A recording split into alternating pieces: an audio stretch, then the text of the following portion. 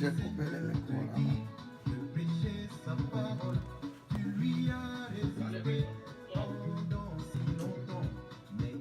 Tu dis quoi? Le volume de micro. Donc, par là, il faut diminuer parce que ça me donne les retours.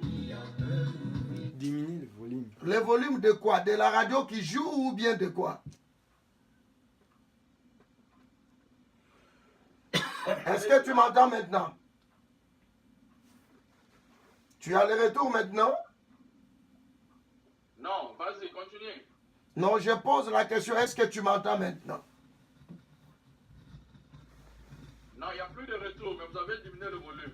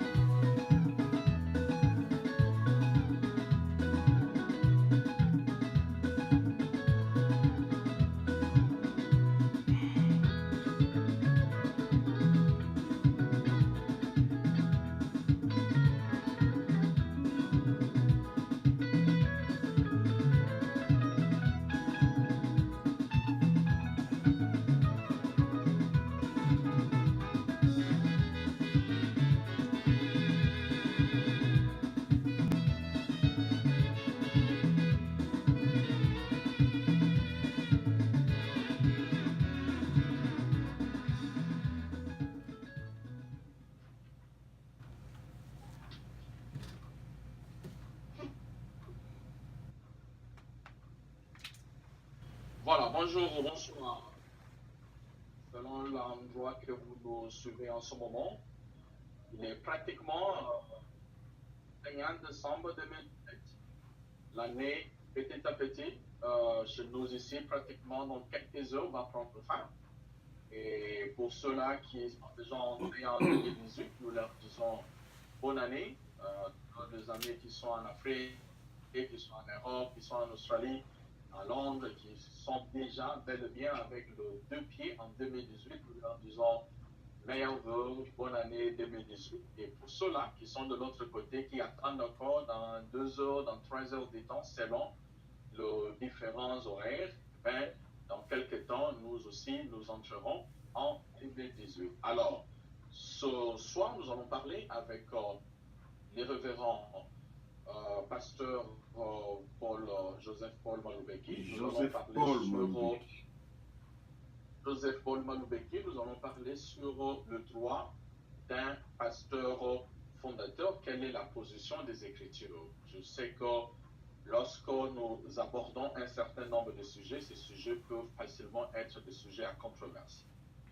Surtout dans le temps dans lequel nous vivons, nous ne devons pas avoir des controverses sur un certain nombre de sujets parce que nous avons les livres du maître. C'est vrai, il peut y avoir des interprétations différentes d'une personne à une autre, mais le maître aussi a pu donner le principe lorsqu'il y a des interprétations différentes sur un sujet, que les gens puissent arriver à s'asseoir autour d'une table pour pouvoir régler la question. Est-ce que le message, est-ce que la parole de Dieu reconnaît les droits d'un pasteur fondateur? Est-ce que le message peut être prêché sur un pasteur fondateur? Est-ce qu'on parle tout simplement d'un pasteur? Si il doit y avoir un pasteur fondateur, c'est une personne qui a commencé l'Église, quels sont les droits reconnus à ce pasteur? Pouvons-nous facilement aussi demander à un homme qui a commencé l'œuvre de Dieu, à un homme qui a commencé l'Église de démissionner? Tout ça, quelles sont les procédures établies par la parole? C'est ça le sujet dans lequel nous allons aborder ce soir avec le pasteur Joseph Paul. Une fois de plus, bonsoir pasteur, comment vous allez? Bonsoir, je me porte très bien par la grâce de Dieu. Comment vous êtes en train de vous préparer là-bas pour la veillée? Est-ce que par exemple chez vous, vous n'avez pas pu canceller par rapport au climat? Comment les choses se passent chez vous là-bas? Il fait très froid évidemment. Et après cette émission, je m'en vais prêcher pour la fin de l'année, la veillée de prière pour la fin de l'année. Je m'empresse parce que l'année est en train de finir. Il fallait faire cette émission à cette fin de l'année afin de lancer un appel solennel sur les pasteurs fondateurs de l'Église. Plus particulièrement les révérends pasteurs Boa Clément, que son Église lui soit restituée pour la gloire de Dieu. Nous voyons déjà parce que les gens savent, lorsque nous faisons une émission c'est à cœur ouvert. Nous posons des questions par rapport aux Écritures. Les Écritures doivent parler et nous avons l'opportunité de pouvoir vous avoir ce soir. La première question que nous allons vous poser, pourquoi avez-vous senti en vous l'intérêt d'insister sur le droit d'un pasteur fondateur, pasteur Paul Joseph? De prime abord, je suis moi-même pasteur fondateur d'une église. Et avant qu'on puisse aller plus loin, j'aimerais que l'on puisse lire la Bible et aussi faire un petit mot de prière. On va prier un tout petit peu. Seigneur Jésus-Christ, c'est à ton nom que nous allons faire cette émission pour la gloire et l'honneur de Jésus-Christ. J'ai remis cette émission sous le sang de Jésus-Christ, le sang qui est le message de l'air. Et que ceci puisse aider des frères et des sœurs avec des petites connaissances que tu as mises à moi au nom de Jésus-Christ. Amen. Ainsi, dans la Bible, nous voyons ici dans dans les derniers livres de mon nom, c'est Paul. Paul, c'est mon nom. Je m'appelle Joseph Paul. Et Paul, donc au chapitre 2 Corinthiens, au chapitre 13, et le verset, je lis le verset 8 d'abord. Car nous n'avons pas de puissance contre la vérité, nous n'en avons que pour la vérité. Nous nous réjouissons lorsque nous sommes faibles, tandis que vous êtes forts. Et ce que nous souhaitons dans nos prières, c'est votre perfectionnement. Au reste, frères, soyez dans la joie, tendez à la perfection, consolez-vous, ayez une même pensée, vivez en paix, et le Dieu d'amour et de paix sera avec vous. Au nom de Jésus-Christ. Amen. Donc, mon cher frère, la première question que vous avez posée, pour quelle raison j'ai eu l'inspiration de venir parler ici sur les fondateurs, je suis vraiment dans mon cœur très touché de voir comment on a destitué le pasteur Boa. Et j'ai appelé au téléphone le pasteur Kalumbu qui m'a dit, frère, mon frère Joseph Paul Maloubeki, cher pasteur, les gens ne veulent pas suivre la parole de Dieu ici. J'ai même dit abandonner ce dossier. J'ai dit au pasteur, pasteur, pardonnez-moi, par la grâce de Dieu, que je peux parler avec vous, et reprenez ce dossier. C'est plus important, c'est plus mieux. Ce sont les enfants de Dieu, on ne peut pas abandonner. Frère Branham me dit que les ministres doivent s'occuper de l'héritage de Dieu, peu importe l'endroit que ça se trouve. C'est ainsi, mon cher frère. Frère Branham disait ici, d'abord, dans cette prédication, je serai avec toi comme j'étais avec Jésus-Christ. Au paragraphe 136, il dit, lorsque un membre souffre, tous les membres souffrent aussi. Vous voyez? Et paragraphe 137, il dit, la bataille contre toute cette confusion doit être gagnée. Vous voyez? Il y a une grande confusion qui se trouve dans les messages maintenant parmi nous sur les fondateurs d'une église. On peut aller faire de n'importe quoi sur lui parce qu'ils ont constaté quelques lacunes, quelques erreurs. Mais frère Branham, quand il parle ici dans cette prédication que nous avons toujours eu, Hébreux chapitre 5 et 6, et au paragraphe 25, il dit, laissez un homme aller où Dieu le conduit à aller. J'aime ça. Si les gens, dans une réunion, disent simplement, eh bien, voici une belle église. Ses frères a établi une jolie église. Et s'ils ont un petit favori, ils l'enverront à cette église. Ils ne se rendent pas compte qu'ils se tuent eux-mêmes. Voyez-vous? En premier lieu, si cet homme va là, il ne peut pas prendre la place du premier, donc du fondateur.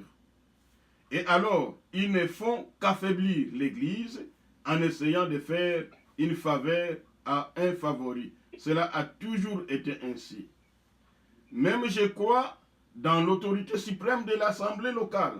Oui, que chaque Église soit indépendante, qu'elle choisisse ses pasteurs, ses diacres, quoi que ce soit. Et ainsi donc, l'homme qui est là n'a pas d'évêque au-dessus de lui, n'a pas quelqu'un au-dessus de lui, n'a pas un frère au-dessus de lui, n'a pas un pasteur au-dessus de lui, n'a pas un ancien au-dessus de lui, personne. Qu'on puisse bien comprendre cela. Montrez-moi dans la Bible ce qui est plus grand dans la Bible qu'un ancien local pour une église locale. C'est Clément Boa, s'il vous plaît, qui est l'ancien local pour cette église locale. Personne n'est au-dessus de lui. Personne ne peut le destituer. Personne ne peut faire n'importe quoi. Mon cher journaliste, je pense que c'est d'abord cela.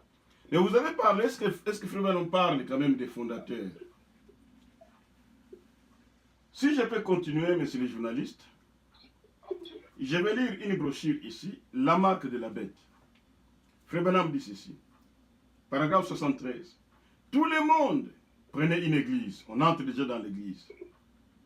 Là, Quand cette église méthodiste de Wesley était en pleine puissance, elle l'avait. La puissance quand John Wesley était ici.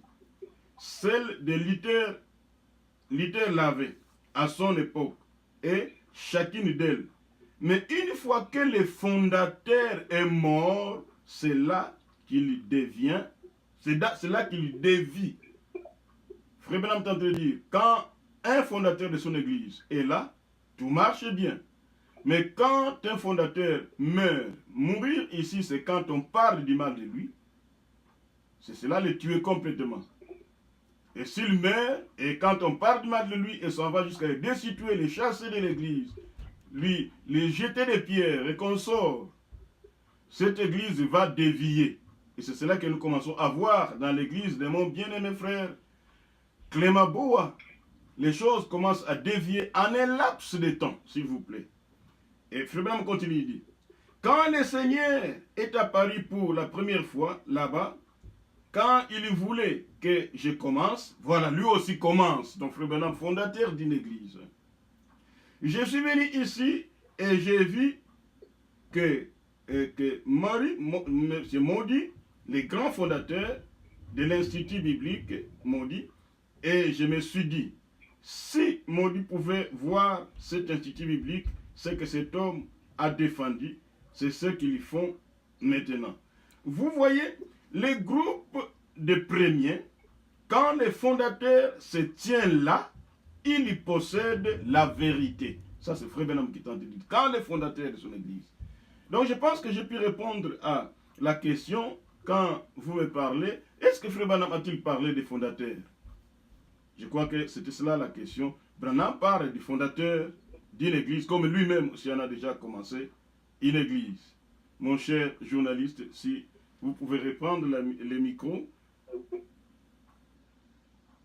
Pasteur, vous avez dit que oui, vous avez répondu à la question que Frère Branham reconnaît le droit d'un pasteur fondateur. Parle des fondateurs. Nous ne sommes pas encore arrivés à ce droit. Frère Branham reconnaît qu'il y a un pasteur fondateur. Là, voilà. La question est répondue. Le Frère Branham a parlé dans plusieurs cas, selon ce que vous avez dit, qu'il y a un pasteur fondateur. Pasteur, rapidement, un pasteur fondateur, puisqu'on reconnaît que cela existe. On reconnaît aussi que l'Église est souveraine.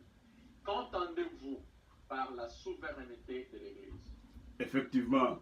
Pour la souveraineté de l'Église, j'aimerais vous lire une citation de Frère Branham qui va faire taire tous les critiqueurs.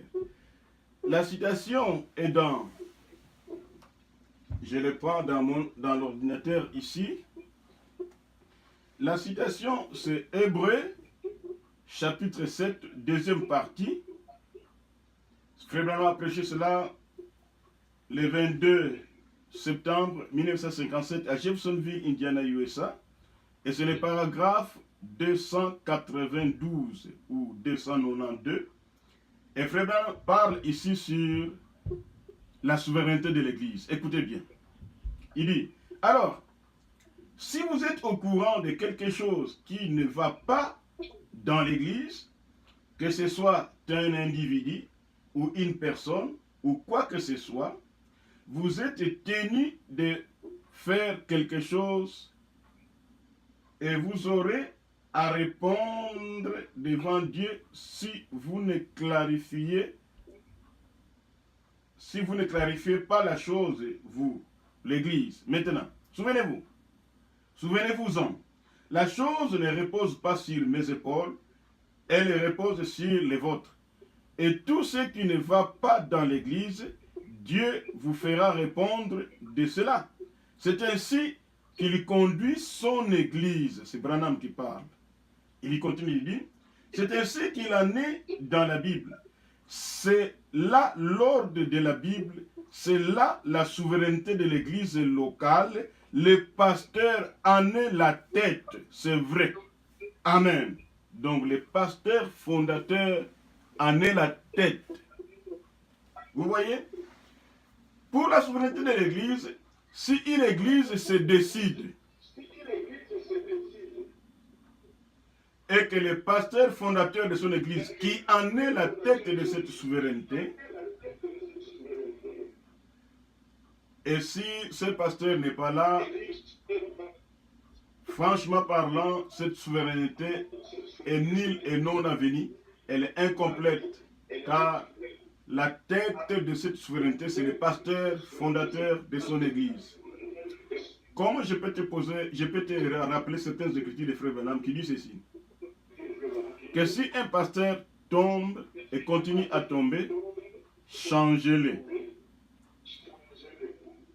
Autre citation, il dit, mais si vous voyez que votre pasteur n'est plus un homme de Dieu, quittez-le et allez vers un autre homme de Dieu, ça c'est vraiment votre orgueil. Je vais en parler comme cela.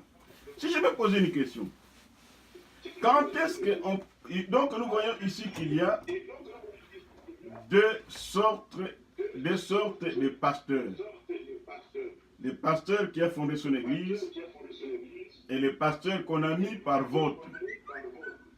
Selon ma petite compréhension,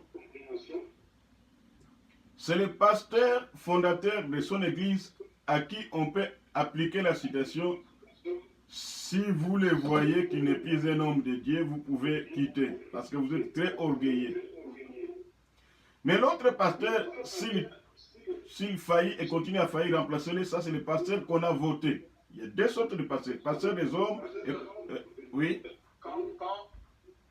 Là, les gens qui peuvent vous suivre facilement comprennent que vous avez ajouté votre propre compréhension dedans. Parce que le prophète a parlé dans beaucoup de cas de fondateur d'une église. Dans d'autres cas, il parle, il n'y a personne au-dessus de l'ancien. Donc, il utilise certains mots. Ici, il peut utiliser le fondateur, il peut utiliser l'ancien. Lorsqu'il dit, si le pasteur ne fait que tomber, vous pouvez le changer. Il n'a pas utilisé que le pasteur fondateur, c'est vous qui êtes en train d'ajouter en ce moment-là que, ici, moi, je pense que s'il ne fait que tomber, on peut facilement changer le pasteur. Là, c'est le pasteur qu'on a voté. Et là, maintenant, on dit qu'il faut les quitter. Là, c'est le pasteur fondateur. Montrez-nous où est-ce que le frère Branham a fait cette conciliation-là. Ou tout simplement, on comprend. C'est votre idée que vous avez ajoutée dans cette différenciation entre les deux citations, pasteur. On dira toujours que ce sont les idées qu'on ajoute. Frère Branham dit que nous puissions lire les brochures entre les lignes. Et Frère Branham a dit aussi que ce message a été prêché aux élites. Ils en comprendront le sens et le pourquoi et le but. Si j'entendais parler du pasteur fondateur, qu'il s'agit de cet endroit-là, je te prends une citation formidable et extraordinaire pour faire voir ce que Dieu a pensé pour un prédicateur, un fondateur, celui qui a la main de Dieu sur lui. Je prends cette prédication de Frère Branham. Dieu tient sa parole, c'est la première partie. Au paragraphe 118. Suivez-moi bien, messieurs les journalistes, et que tout celui qui va écouter ceci prenne cette citation et vérifie très bien. Frère Branham dit ceci. Voilà, oh, certainement. Nous avons de belles églises ici, de très grands endroits. Mais très souvent, si le prédicateur prêche plus de 20 minutes, le conseil des diacres l'excommunierait. Le conseil des diacres l'excommunierait. Je peux dire, le conseil des diacres les destituerait, comme dans le cas de Boa. Le conseil des diacres peut les chasser. Le conseil des diacres, ou n'importe qui, peut faire n'importe quoi. J'ai fait un petit commentaire là-dessus. Et je reprends. Mais soyez bénis. Un homme de Dieu n'écoutera pas ces absurdités-là. Exact. S'il tapait trop sur les péchés, eh bien, toute l'assemblée votera sa sortie. Un pasteur fondateur, quand il commettra une faute, toute l'assemblée votera sa sortie. Foutez-nous les camps. Ou soit tu prêches trop dire, foutez-nous les camps. Ou soit foutez-nous les camps. C'est toujours ça les hommes. Revenons continue, il dit ceci. Mais ça, c'est parce qu'il fait partie d'une dénomination. C'est une dénomination qui fait ça. Seulement dans l'église de Dieu, maintenant nous sommes dans l'église de Dieu. Moi je suis dans l'église de Dieu vivant maintenant.